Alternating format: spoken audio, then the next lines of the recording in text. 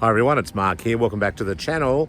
And today we're catching up with Tony Lawler, who I've met through fellow YouTube channel producer, I guess. And Tony specialises in Ford, Lincoln, Mercury, particularly the electronics, the windows and things like that. But he's also a collector of cars as well. So I'm a subscriber of Tony Lawler Car Care. So make sure you subscribe to Tony. He's a hell of a nice guy. And we're going to go and check out his town. Beautiful 1978 Mercury Grand Marquis Coupe, black with the red interior. Sounds good too. I like the exhaust. That's how I like the sound. We have a little bit of attitude, especially with this black car. Looks kind of mean. These black tinted windows. I was wondering who was driving it. That tinted glass. Sounds good. I like the exhaust. Glass pack. I love glass packs. Yeah, but I think that's good. I like that. A lot of guys don't like it. Ah, well. My dad. Bad luck. I grew up with my dad. Bad luck. I like it. I think it makes the car sound good. Sounds like a big boat, doesn't it? Yeah, that yeah. V8. Yeah, got that from my pa. Yeah. Yeah, I like it. Let's pull it over here. All right. Gorgeous.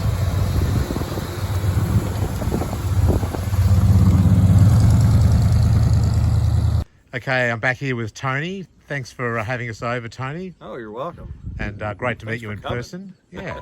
And tell us a little bit about this car. Okay, this 78 Mercury Grand Marquis I bought when I was 26 years old, September 2nd, 1994.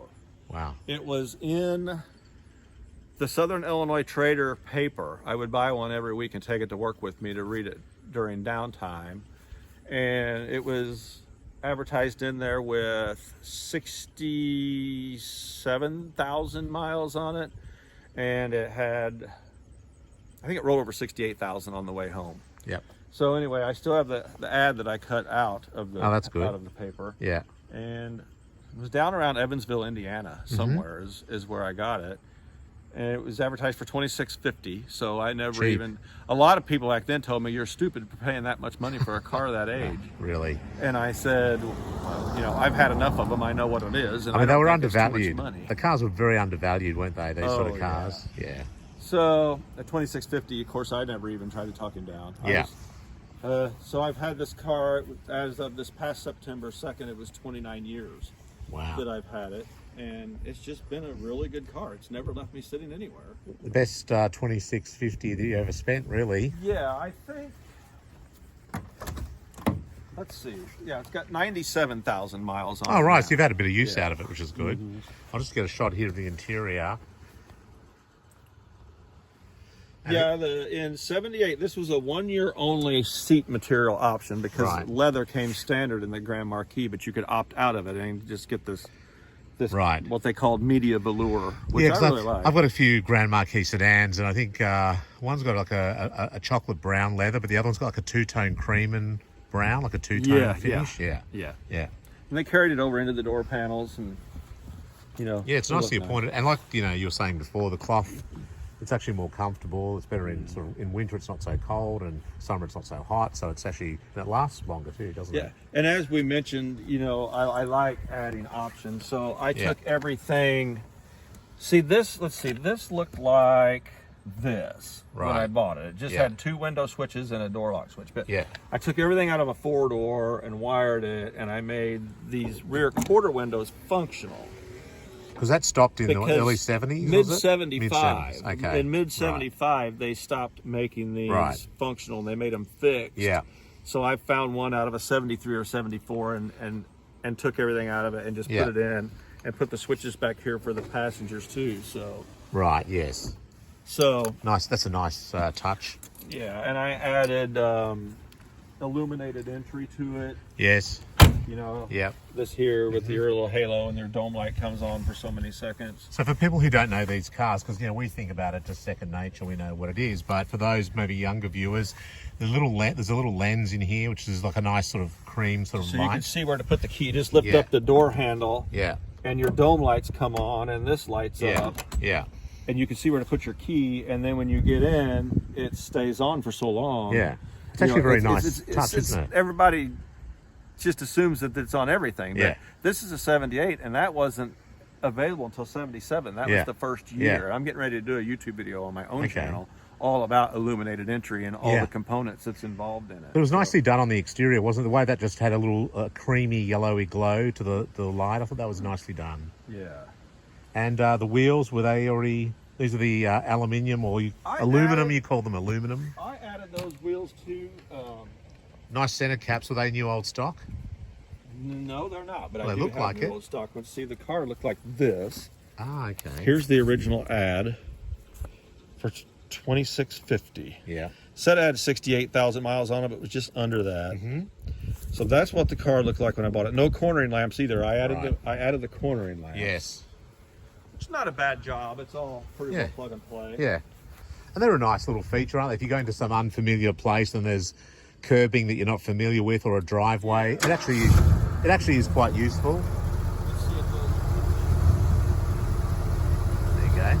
Yeah. Yeah. Then they stay on a little bit. Just go ahead and turn that off. Like, I guess not that I've done it to my cars, but I suppose if you really wanted to, you could put a more powerful globe or something in there to maybe potentially cast even more light than normal. But they're pretty good the way they are. Yeah, they really shine out Yeah. well Yeah. when you're making a curve. Yeah. So. This is a beautiful car. I know Adam on his Classic Car channel talks about Mercury Marquis a lot, and I agree with him though. They're undervalued and underappreciated, aren't But they? Adam doesn't like anything 75 and newer. He doesn't like these. I think he's missing out, don't you? 74 and back, and I've told him, Yeah. you just don't know. If you drive one, you're Yeah. going to like No, one. I do like the earlier ones, Oh, I do and too. I appreciate that the interior materials are better in some respects, the trims and things, but these are really good cars. They drive really well, and even with some of they're a little bit lighter potentially, but that also helps with the drivability. Yeah. I think these cars are tremendous. The ride handling of these vehicles is It's been outstanding. Great. It has. It's been one. This piece Yeah. here I found new old stock Yeah. because all this plastic faded out. Yeah. And in most cases, the plastic just fell completely off. Yeah, I've actually got one too, new old stock. Yeah. Same I have reason. an extra too. Same reason. Yeah, but these are a beautiful car. I even like how the rear they did with this sort of vinyl kind of look, applique. I mean, the cars, they really are. These are excellent value in the classic car market, no question about it. Yeah. Now, one thing I've thought about doing to this car is adding this sequential turn signal. I've collected everything to do it. I just haven't done it. I mean, you know what? I love the sequential turns. I think it came out on about 66. It was on 66 Thunderbird. Thunderbirds, yeah. Then they put it on the Cougars. I've got both of those cars with it, but I kind of feel that in a way now that feature was so cool, but now every car has it now with these LEDs. So it's sort of like it's taking away its appeal. Yes. The old guy that I got it from told me that it was sitting outside and a big windstorm came up and a plastic lid blew off of a trash can and it went flying through the air like a frisbee. Wow. It and did hit that. Yeah, That's a lot of force to do that, isn't it? Yeah, it was a plastic trash can blowing in the wind, a lid, plastic trash can lid went flying like a frisbee and hit that. Yeah. And it's not scratched, and don't ask me why. I've never taken it to one of those paintless dent guys. I was going to say, I reckon a paintless dent guy could probably Over fix 29 that. years, I've never taken it. Ah, you've lived with it this long. Yeah. Interesting also, another feature on these cars I thought was this, the hood emblem here. It's like almost like a Lincoln emblem, but they've put it like in a wreath. But they had that Lincoln sort of... Lincoln star around Yeah, exactly. What I always called like a wheat. It looks like wheat. Yeah, ears of wheat, yeah. This car has a lot of rock chips in the front end. I don't really understand where it all came from. This is fiberglass. This front end. So Tony, one thing I really did like, I like lots of things about Ford, Lincoln, Mercury. It's probably my favourite division, even though I've got cars from all different brands. Ford, Lincoln, Mercury are my favourite, probably the same with yourself. Oh yeah, I was born with Ford blue blood, I think. One thing I do want to get, and I don't know whether you know where I can get one or anyone watching, I wanted like a 1977, 78 Ford, Lincoln, Mercury plastic dealer sign. You know, those big signs they had back in the day? I'm after one of those. I have a Mark 8 one. I've got a couple of Mark 8 Lincolns.